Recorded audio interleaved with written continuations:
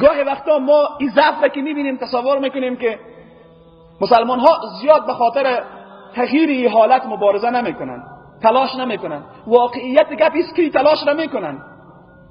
واقعیت گپ است که درست است ما یک بخشی از امت ما تقریبا ضایع شده. منظور ما از ضایعش نیست که برای دین خود کار نمیکنن. این یک واقعیت است. این ما در جامعه خودم میبینیم. یک بخشی از امت فعالیت مثبتشان تعطیل است. خب یک بخش دیگه از امت فعالیت میکنه و شاید هم این بخش کم نباشه، اما دو مورد اساسی دارن. یک عدهشان در تشخیص مرض و در راه حل خطا کردن. وقتی مرض را غلط تشخیص دادن، راه حل هم که پیشکش میکنن کامل نمیباشه. گپ دیگه چیست که اینمی تشخیص غلط خود را باز کامل و همه جانبه میدانن. دیگه بخشای از امت را به صورت کامل رد میکنن و فکر میکنن یگانه راهکار چیزی است که ما برداشت کردیم. اما شما وقتی در زمان رسول الله صلی الله علیه و سلم را میبینین، وقتی رسول الله صلی الله علیه و سلم دعوت خود را آغاز کرد، شاید مبالغه نباشه اگر بگیم خیلی وضعیت دنیا بدتر از حالت کنونی بود. واقعیت گپ است که وضعیت دنیا خیلی بدتر از حالت کنونی بود، اما رسول الله صلی الله علیه و سلم تانست موفق شود و در کمتر از نیم قرن اقتدار دینی و سیاسی و اقتصادی و نظامی دنیا به دست مسلمان ها افتید. علت اساسی در کجا بود؟ نکته اولی موردی بود که آیه اشاره میکنه. رسول الله صلی الله علیه و سلم تغییر در نفس ها ایجاد کرد. این تغییر در نفس ها تغییر در یک مورد محدود نبود، از مهمترین موارد شروع کرد و کل جنبه های دیگر را اصلاح کرد. رسول الله صلی الله علیه و سلم تغییر از عقیده را آورد. اول بر مردم تعلیم داد دین یعنی چی، باور به الله یعنی چی، ایمان به الله یعنی چی. اینمی ایمان به الله را در قلبها به معنای واقعی کلمه جا داد. با استفاده از چی؟ با استفاده از قرآن. تعامل امت صدر اسلام با قرآن متفاوت از تعامل امت امروزی با قرآن هست. امت در صدر اسلام با قرآن زندگی میکرد، ما از قرآن بیگانه ایم. واقعیت گپ است که ما از قرآن به معنای واقعی کلمه که باید با قرآن بسازیم نساختیم. چقدر مفاهیم ایمانی خود را از قرآن گرفتیم؟ تک تک ما شما باید سوال را از خود پرسان بکنیم.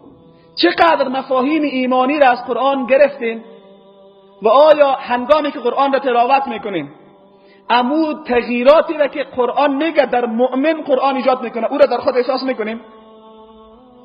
آیا با تلاوت قرآن احساس افزایش ایمان داریم؟ آیا قرآن برای ما اونمود تغییر مثبتی را که در امت در صدر اسلام ایجاد کرده بود در ما ایجاد کرده؟ نه. شاید مبالغه نباشه اگر بگیم قرآن در میان ما ترک شده و خیلی میترسیم که در روز قیامت وقتی الله متعال بشه الله شکایت میکنه که وقال الرسول یا رب ان قوم اتخذوا هذا القرآن مهجورا، ما در جمع قرار نگیریم. خیلی خطرناک است. وقتی انسان به خود میآید واقعا به امی تهدید واقع میشه. پس امور رقم تغییرات اساسی را که رسول الله صلی الله علیه و سلم در سلف امت از لحاظ اعتقادی ایجاد کرده بود، اون نمونه های از عقیده را در میان ما به اندازه کافی داریم؟ چی کسی ادعا کرده میتونه که ایمان ما واقعا مثل ایمان ابوبکر است؟ چی کسی ادعا کرده میتونه که ایمانش مثل ایمان سعد و سلمان و ابوذر و دیگه صحابه هست؟ شاید بگیم که خوب اونا به درجه رسیده بودن که ما رسیده نمیتونیم. ما هم رسیده میتونیم، نه از لحاظ فضیلت. بله فضیلت از اونها به خاطر صحابه بودن پیامبر صلی الله علیه و سلم بحث جداگانه است، اما از لحاظ ایمانداری مکلفیم باید به اون درجه از ایمان برسیم. قرآن برای ما میگه فإن آمنوا بمثل ما آمنتم به فقد اهتدوا. اگر ایمانتان در محک ایمان صحابه، در توازن با ایمان صحابه بود، هدایت شدیم. و خیلی ها را ما میبینیم برای تغییر در امت تلاش میکنن، اساسات مفاهیم ایمانی در میانشان گم است. کل تلاششان سر از این مسائل سیاسی است. توحید را به معنای واقعی کلمه نفهمیدن. ما در امت تغییرات ایجاد میکنیم. تو وقتی از لحاظ اعتقادی ضعف داشته باشی نمیتونی تغییرات ایجاد بکنی، ولو میلیون ها انسان در پشتت باشه. فرض بکنیم تغییرات ایجاد کردی، تغییرات دائمی و پایدار و اساسی نمی باشه. چرا مکاتب بشری گاهی وقتا ما میبینیم انسان‌های زیادی میرن پیرو از اونها میشن، تغییرات ایجاد میکنن. امی مکاتب بشری که گاهی وقتا به عنوان راه حل بر انسان‌ها پیشکش میشن و حتی میآیند در رهبری جامعه و انسان‌ها هم قرار میگیرن، بعد از گذشت یک مدت زمان بسیار اندکی خودشان به مشکل تبدیل میشن، راه حل به مشکل تبدیل میشن. ما مسلمان ها هم گاهی وقتا به امی بحران مواجه شدیم. پس تغییرات را بر راهکار پیامبر صلی الله علیه و سلم پیش ببریم.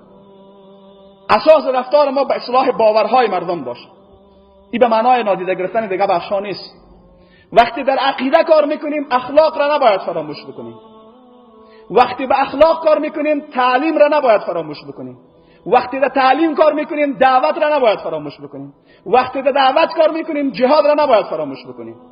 و عملکرد پیامبر صلی الله علیه و سلم امر کامل بوده. پیامبر تا آخر عمر خودش به عقیده کار نکرد. هر کس بگه کار نکرد غلط میکنه. شما سوره های مکی سوره های مدنی رو ببینید، آیا ترکیز در مسائل اعتقادی نداره؟ و پیامبر صلی الله علیه و سلم به تعبیر امام شافعی رحمه الله میگه هر چیزی که پیامبر صلی الله علیه و سلم ارشاد کرده برداشتش از قرآن هست. رسول الله صلی الله علیه و سلم وقتی سر عقیده کار میکرد نسبت به اخلاق مردم بی‌اعتنا بود. کوچکترین کار ضد اخلاقی را پیامبر صلی الله علیه و سلم تحمل نمیکنه. ما بزرگترین نوع انحرافات اخلاقی را در میان جریانات اسلامی داریم، به خاطر که سر اخلاق کار نمیکنه.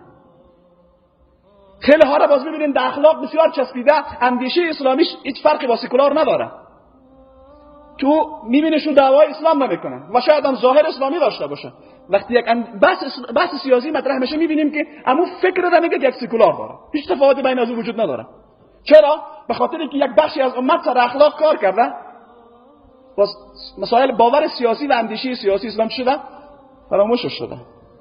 یک کسی دیگه میبینیم که در فضایل پیچیده بحث سیاست یادش رفته. یک کسی دیگه دعوت را کل دین معرفی میکنه، مخالفت مبارزه را میکنه. این خطا هست و این نمیتونه تغییرات کامل ایجاد بکنه. زمانی که امت راهکارش مثل راهکار رسول الله صلی الله علیه و سلم باشه، اون وقت ما امیدی برای تغییرات مثبت در دنیا را توسط مسلمان ها داشته باشه. و اگر این کار نکنه سنت الهی است. الله متعالی حالت ما را تغییر نمیده. ولن تجد لسنت الله تبدیلا، و سنت های الهی تغییر نمیکنه. ولن تجد لسنت الله تحویلا، سنت های الهی تغییر نمیکنه.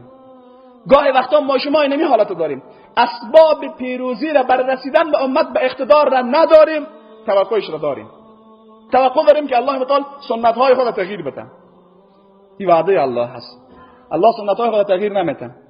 تغییرات را ما باید در خود بیاریم. ان الله لا یغیر ما بقوم حتی یغیر ما بانفسهم. نفس‌های خود تغییر بدیم. تصور نکنین که من در امت شاید نقش نداشته باشم. به خاطر همین تصور غلط باید نشه من در اصلاح خود کوتاهی بکنم، شما تک تک در اصلاح خود کوتاهی بکنین و این عدم اصلاح افراد سر جامعه تاثیر میکنه. دقت کردین تنها در میدان مبارزه ابزارهای مادی وسیله برای پیروزی نیست. عمر رضی الله عنه چقدر زیبا گپ میزد هنگامی که مسلمان ها را و جهاد روان میکرد. براشان میگفت که همیشه شما نسبت به دشمنتان از لحاظ مادی ضعیفین.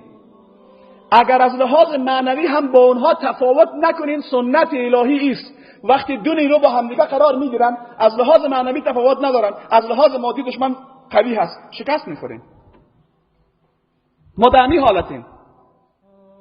ما از لحاظ مادی خود ضعیفیم. از لحاظ معنوی که این ضعف مادی ما را جبران بکنه او را نداریم. به همین خاطر میبینیم که تغییرات نمیآید و هر روز به ذلت مسلمان ها افزوده میشه، به ضعف مسلمان ها افزوده میشه.